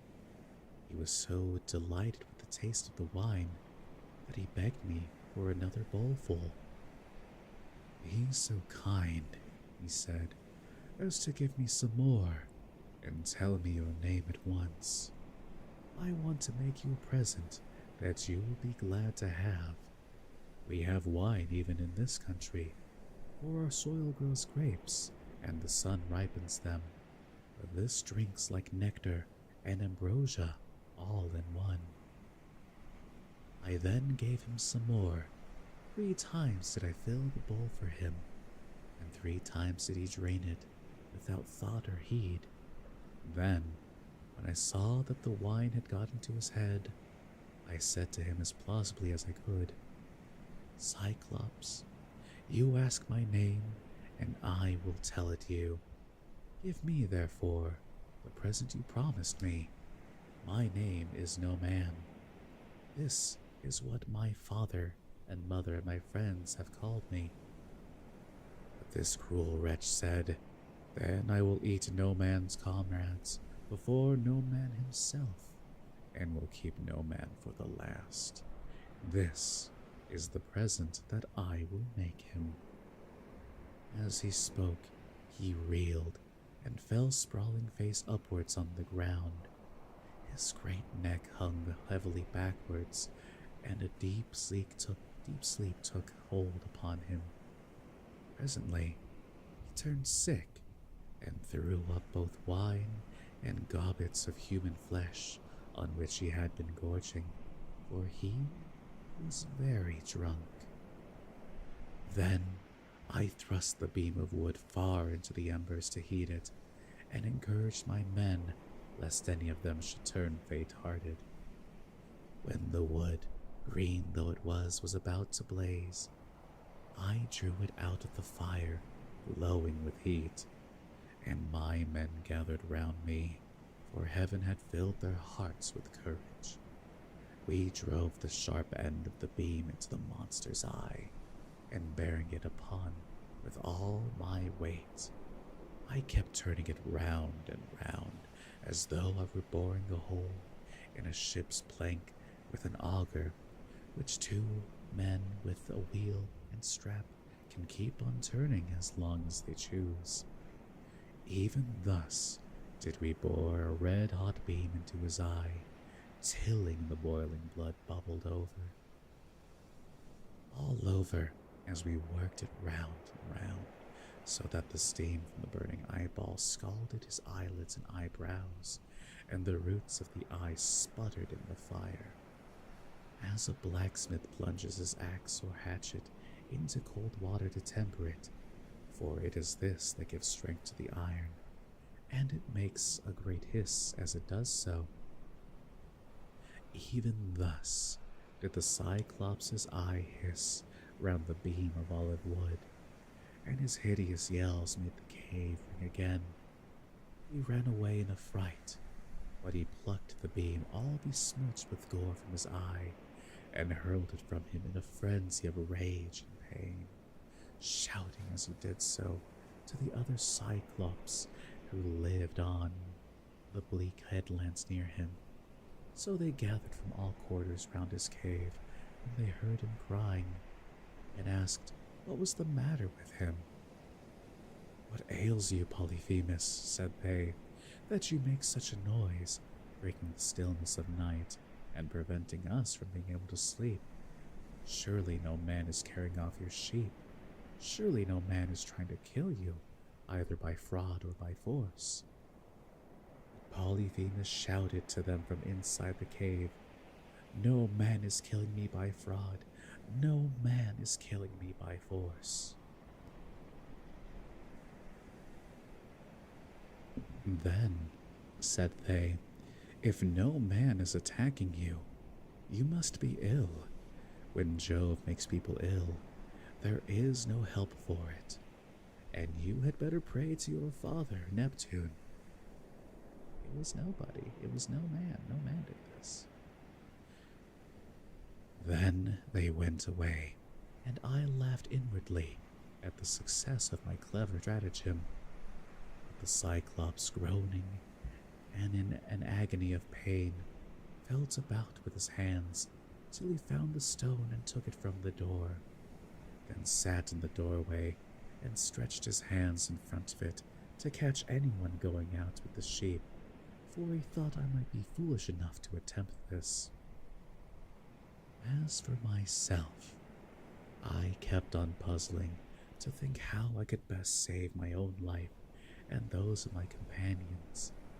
I schemed and schemed, as one who knows that his life depends on it, for the danger was very great. In the end, I deemed that this plan would be the best.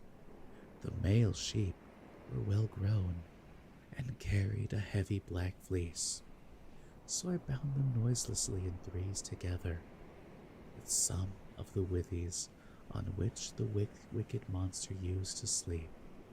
There was to be a man under the middle sheep, and 2 on either side to cover him, so that there were 3 sheep to each man.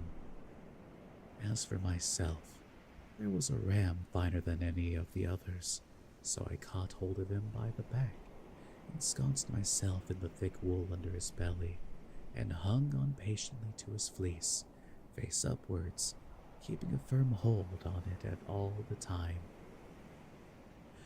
Thus then Did we wait in great fear of mind till morning came, or when the child of morning, rosy-fingered dawn appeared, the male sheep hurried out to feed, while the ewes remained bleating about their pens, waiting to be milked, for their udders were full to bursting. But their master, in spite of all his pain, felt the backs of the sheep as they stood upright, without being sharp enough to find out the men were underneath their bellies.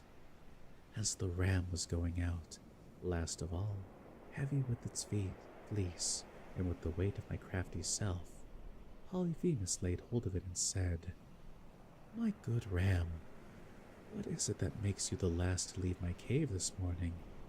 You are not wont to let the ewes go before you, but lead the mob with a run whether of to flowery mead or bubbling fountain, and are the first to come home again at night. But now you lag last of all.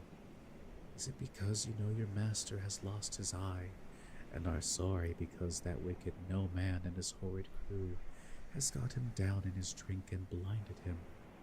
But I will have his life yet. If you could understand and talk, would tell me where the wretch is hiding, and I would dash his brains upon the ground till they flew all over the cave. I should thus have some satisfaction for the harm this good no man has done me." As he spoke, he drove the ram outside, but when we were a little way out from the cave and yards, I first got from under the ram's belly, and then freed my comrades. As for the sheep, which were very fat, were constantly headed in the right direction, we managed to drive them down to the ship, and the crew rejoiced greatly at seeing those of us who had escaped death, but wept for the others whom the Cyclops had killed. However, I made signs to them by nodding and frowning that they were to hush their crying, and told them to get all the sheep on board at once and put out to sea. So they went aboard, took their places, and smote the grey sea with their oars. Then, when I got as far out as my voice would reach, I began to jeer at the Cyclops. "Cyclops," said I, "you should have taken better measure of your man before eating up his comrades in your cave. You wretch, eat up your visitors in your own house. You might have known that your sin would find you out, and now Jove and the other gods have punished you." He got more and more furious as he heard me, so he tore the top from off a high mountain and flung it just in front of my ship, so that it was within a little of hitting the end of the rudder. The sea quaked as the rock fell into it, and the wash of the wave it raised carried us back to the mainland and forced us towards the shore. But I snatched up a long pole and kept the ship off, making signs to my men by nodding my head that they must row for their lives, whereon they laid out with a will. When we had got twice as far as we were before again, I was for jeering at the Cyclops again, but my men begged and prayed for me to hold my tongue. "Do not," they exclaimed, "be mad enough to provoke the savage creature further. He has thrown one rock at us already, which drove us back again to the mainland, and we made sure it had been the death of us. If he had heard any further sound of voices, he would have pounded our heads on the ship's timbers into a jelly with the rugged rocks he would have heaved at us, for he can throw them a long way." But I would not listen to them, and shouted out to him in rage, "Cyclops, if anyone asks you who it was that put your eye out and spoiled your beauty, say it was the valiant warrior Ulysses, son of Laertes, who lives on in Ithaca." On this he groaned and cried out, "Alas, alas, then the old prophecy about me is coming true. There was a prophet here at one time, a man both brave and of great stature. Stop doxing yourself too, true. Telemus, son of Eramis, who was an excellent seer, and did all the prophesying for the Cyclops till he grew old. He told me that all this would happen to me one day, and said I should lose my sight by the hand of Ulysses. I have been all along expecting someone of imposing presence and superhuman strength, whereas he turns out to be an insignificant weakling who has managed to blind my eye by taking advantage of me and my drink. Come here then, Ulysses, that I may make presents to show my hospitality, and urge Neptune to help you forward on your journey, for Neptune and I are father and son. He, if he so will, shall heal me, which no one else, neither god nor man, can do. Then I said, I wish I could be as sure of killing you outright and sending you down to the house of Hades.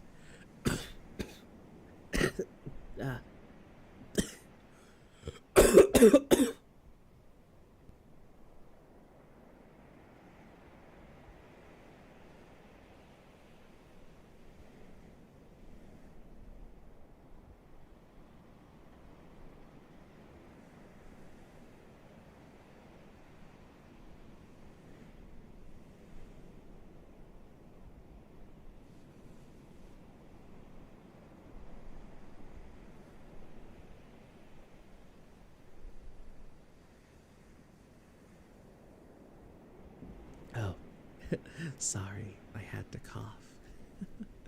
Hi, I'm here, I'm okay. Let me just drink some water.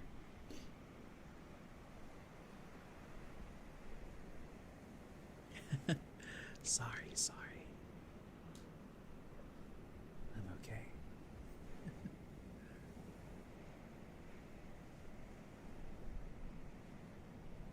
On this, some warm tea and honey for your throat after coughing like that. That'd be nice. We'll probably do that after stream. On this, he lifted up his hands to the firmament of heaven and prayed, saying, Hear me, great Neptune, if I am indeed your true begotten son, grant that Ulysses may never reach his home alive, or if he must get back to his friends at last, let him do so late, and in sore plight after losing all his men. Let him reach his home in another man's ship, and find trouble in his house. Thus did he pray, and Neptune heard his prayer. Then he picked up a rock much larger than the first, swung it aloft, and hurled it with prodigious force. It fell just short of the ship, but was within a little of hitting the end of the rudder. The sea quaked as the rock fell into it, and the wash of the wave it raised drove us onward on our way towards the shore of the island. When at last we got to the island where we had left the rest of our ships, we found our comrades lamenting us and anxiously awaiting our return. We ran our vessel upon the sands and got out of her onto the seashore. We also landed the Cyclops' sheep and divided them equitably amongst us, so that none might have reason to complain. As for the ram, my companions agreed that I should have it as an extra share, so I sacrificed it on the seashore and burned its thigh bones to Jove, who is the Lord of all.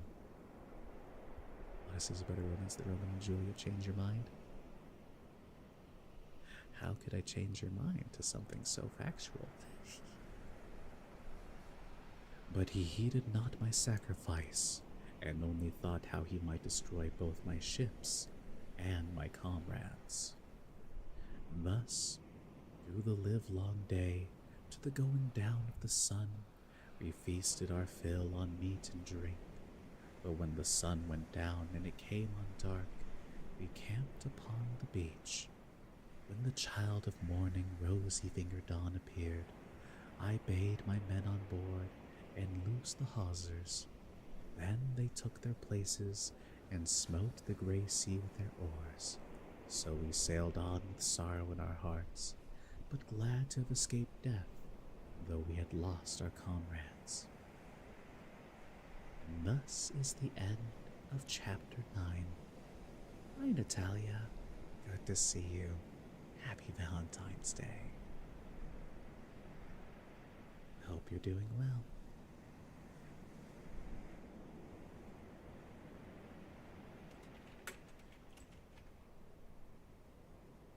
How are you doing tonight? What's going on?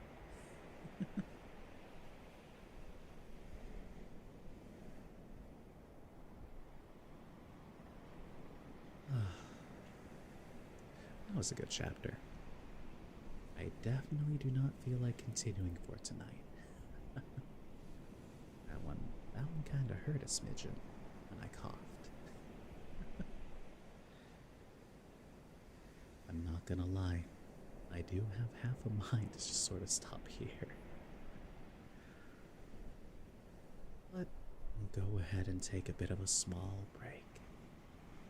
And then move on from there. Maybe I should. I'll consider it. In exchange for that. Your apologies. There. We can gather up in the Discord and hang out for a bit then. Maybe watch some stuff together. We can have an anime night. Anime night to end off Valentine's Day. We could watch our own High School Host Club. That'd be fun. Alright. We'll do that then. I know you just arrived, Natalia, but I had a kind of painful coughing fit just a bit ago.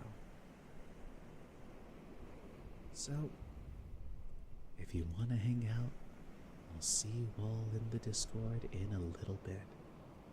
I'm our host club boy, that's right. I am. And you get to see the other boys. The kiss, kiss, fall in love. Because I'm busy running for 1,000 miles. Oh, that'll be funny. But everyone, happy Valentine's Day. Thank you for spending it with me. I love you all.